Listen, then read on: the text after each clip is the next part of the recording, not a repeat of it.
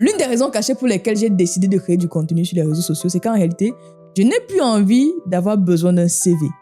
Je n'aime pas partager mon CV. Quand un recruteur me contacte et me demande un CV, je vous assure, à l'intérieur de moi, je me dis, en 2026, le CV, il n'est plus pertinent.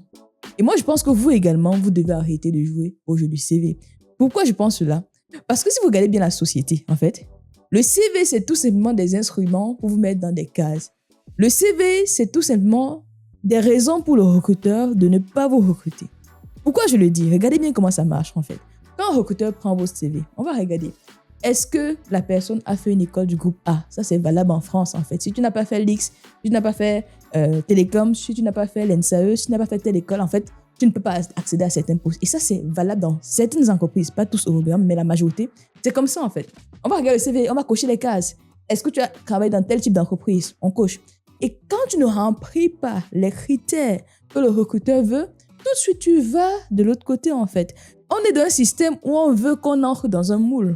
Vous allez voir des personnes qui vont justement jouer à ce jeu du CV, qui vont accumuler des diplômes, après vouloir aller faire des masters, des MBA exécutifs dans des écoles prestigieuses parce qu'on veut avoir un CV. On va chercher, aller dans des entreprises parce qu'on veut écrire « Je suis ex-Google, ex-Amazon, ex-Soggen, ex-ceci ». En fait, moi aujourd'hui, je n'ai pas envie d'être l'ex des entreprises en fait. Pourquoi? Parce que j'estime que votre nom doit résonner beaucoup plus que des entreprises dans lesquelles vous allez travailler. Aujourd'hui, vous devez devenir linchpin. Qu'est-ce que c'est? Dans cette vidéo, je partage avec vous 10 leçons essentielles que j'ai apprises du livre Linchpin. Are you indispensable? En fait, c'est justement en jouant à ce jeu que vous allez sortir du game et pouvoir créer une vie que vous méritez. Première leçon que j'ai apprise de ce livre, c'est l'un des livres qui m'a marqué dans ma carrière. C'est l'un des premiers livres que j'ai lu. Quand j'ai commencé à lire, c'est le premier livre. C'est le livre de Seth Godin. C'était l'ancien directeur marketing de Yahoo. Aujourd'hui, il écrit plusieurs livres qui sont des best-sellers. Et dans ce livre, Linchpin, Are you indispensable? Are you indispensable?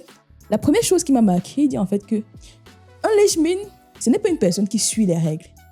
Un linchpin, c'est une personne justement, par sa créativité, par son humanité, est capable d'apporter de la valeur aux autres. Vous allez voir en entreprise, beaucoup de personnes vont vouloir faire la différence par la capacité technique. Beaucoup de personnes vont commencer à travailler, vouloir être seules à maîtriser des outils techniques en entreprise, être la seule à maîtriser un projet en fait. Pour être indispensable en entreprise, ça ne passe pas par la technicité en fait.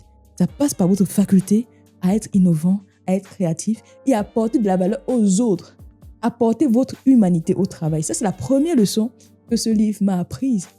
Deuxième leçon que ce livre m'a apprise, c'est que le CV, c'est juste des raisons pour le recruteur de ne pas vous recruter. C'est ce que je vous disais en introduction. En réalité, si vous souhaitez être différent, si vous souhaitez être un linchpin, vous devez faire la différence. Et la différence, ça passe par quoi? Ça passe déjà par le fait d'apporter votre humanité au travail. Ça passe par l'apport que vous apportez aux autres. Comment vous transformez la vie des autres? Et comment est-ce qu'on transforme la vie des autres? Ça passe par des blogs. Est-ce que vous êtes expert de votre domaine en fait? Qu'est-ce que vous avez partagé? Pour ne plus avoir besoin d'un CV, il faut que lorsqu'on écrit votre nom en ligne, on voit le blog magnifique, technique, expert de votre domaine que vous avez créé et ça met tout le monde d'accord en fait. Et c'est comme ça qu'on arrive justement à quitter des cases de j'ai fait de l'école à devenir une personne indispensable. La troisième chose que j'ai apprise de ce livre, c'est que le monde, il est en train de changer, d'accord? Regardons bien l'histoire du capitalisme. Le livre qui est vraiment à la base du capitalisme, le livre d'Adam Smith, La richesse des nations. Qu'est-ce que ce livre met en avant? C'est que pour qu'une entreprise arrive à être productive, on sort le principe de la division du travail. Okay? Vous allez vous rendre compte que dans beaucoup d'entreprises, en fait, pour qu'une entreprise arrive à être performante, l'idée, c'est d'avoir une tâche et diviser au maximum, prendre des personnes qui sont moins chères. Au lieu d'avoir une personne compétente, les entreprises, beaucoup d'entreprises, certaines entreprises, cherchent souvent 10 personnes, pas compétentes forcément, des personnes qui sont capables de suivre des règles et qui sont payées moins cher pour réaliser la tâche. Donc, au lieu d'avoir une personne qui est très compétente, on va prendre des personnes justement remplaçables. Un critère important justement sur la division du travail, c'est que chaque pièce, chaque personne dans le processus doit être remplaçable pour pouvoir aider l'entreprise à être performante. Ça, c'est le monde capitaliste classique. Sauf qu'aujourd'hui, l'IA est en train d'évoluer à une vitesse grand V. L'IA va remplacer les petites tâches que vous voyez là, toutes les tâches d'exécution, l'IA va remplacer cela. Et comme le monde change, le monde se modernise, si vous continuez à suivre les règles, Si vous continuez à être dans des postes où on vous dit de faire exactement ce que vous devez faire et vous exécutez, vous êtes en danger en fait parce que l'IA peut déjà faire ça mieux que vous. La meilleure stratégie justement pour pouvoir être indispensable, c'est apporter sa créativité au travail. Ne plus être la personne qui exécute, qui suit des règles, mais être la personne qui transforme, être la personne qui apporte de la valeur, être la personne qui a la vision et surtout est capable de changer la vie des autres. Et pour lui, en fait, être indispensable, ce n'est pas être expert technique. Être indispensable, c'est pas être la meilleure personne qui fait son travail en entreprise. Être indispensable, c'est surtout être celle-là qui aide les autres à évoluer, qui transforme la vie des autres par son art. Et dès maintenant, si vous vous mettez à créer des blogs, à créer des chaînes YouTube, à partager, vous apportez de la valeur aux autres en fait. Dans votre équipe, au lieu d'être la personne qui cache le travail, parce que beaucoup de personnes, quand je crée ma chaîne YouTube, le constat me dit, mais Natacha, pourquoi tu partages tout ça gratuitement? En fait, quand je partage, j'aide les autres à progresser. Quand je partage, je participe à la création d'un monde meilleur. Quand je partage, ça va aider d'autres personnes. C'est comme ça qu'on arrive à avoir une belle société. Si vous voulez garder tout pour vous, en fait, aujourd'hui, l'IA fait ça mieux que vous. Aujourd'hui, on va sur ChatGPT. L'information est devenue une commodité, les amis. L'information, c'est une commodité. On va sur ChatGPT, on a la réponse. Pourquoi vous cachez vos informations? Être linchpin, c'est être la personne, justement, qui apporte son humanité au travail. La 4e leçon que ce livre m'a appris, dans le livre, il dit « Google you ». En gros, il faut écrire votre nom sur YouTube. Google. Aujourd'hui, moi, je vous dis, quand vous écrivez votre nom sur ChatGPT, qu'est-ce qui ressort?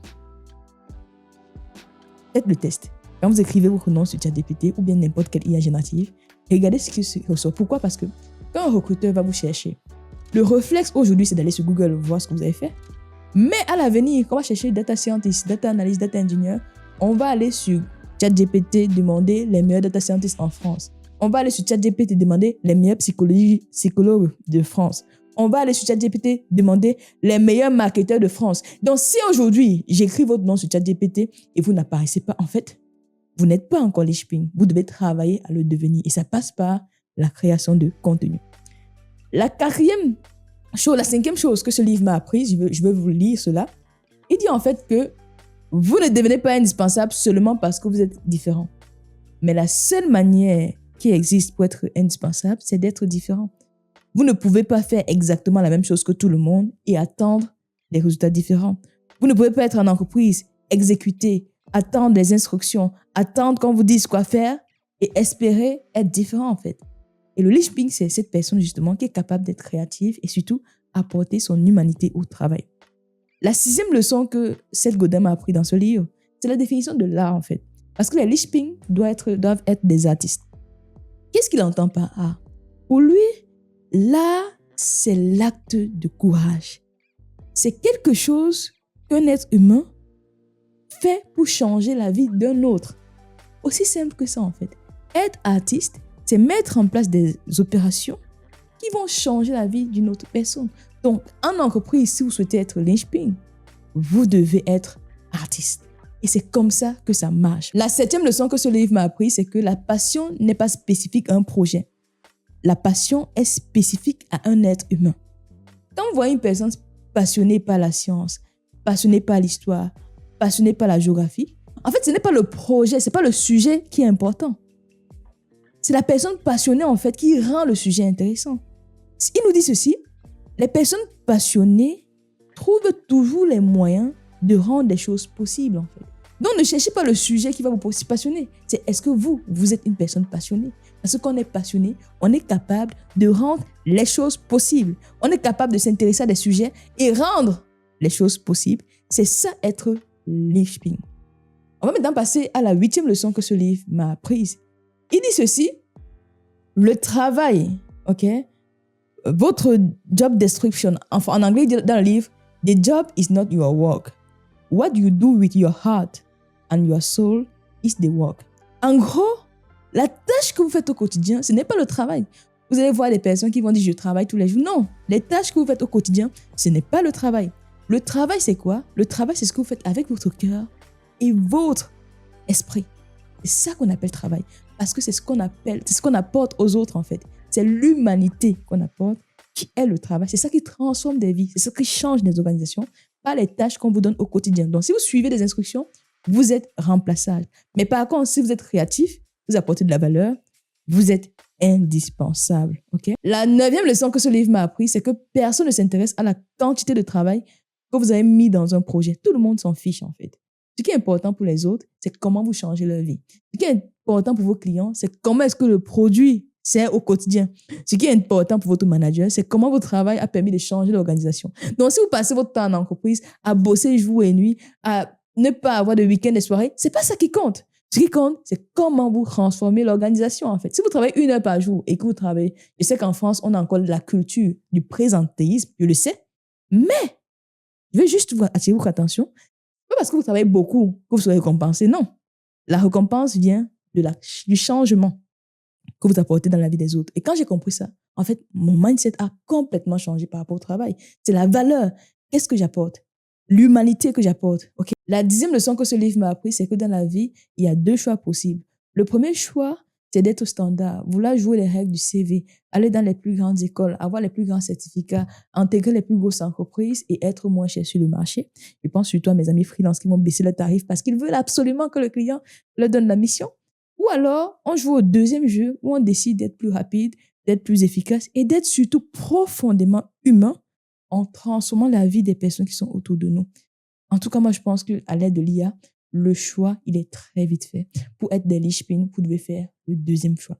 Si vous souhaitez en savoir plus sur le livre, dites-moi, je pourrais faire une analyse plus détaillée de ce livre parce que franchement, c'est un livre qui m'a profondément marqué. Raison pour laquelle je partage ces pensées avec vous. Dites-moi en commentaire, qu'est-ce que vous avez appris, qu'est-ce que vous en pensez. Et surtout, je vous ai dit, la création de contenu, c'est la clé.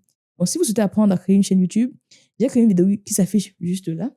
Allez regarder la vidéo et on se dit à demain pour la suite de ce magnifique challenge. Vous likez, vous commentez, vous partagez, vous faites tout ce que vous voulez, mais surtout, allez devenir indispensable. Et on se donne rendez-vous demain pour la suite du challenge. Let's go!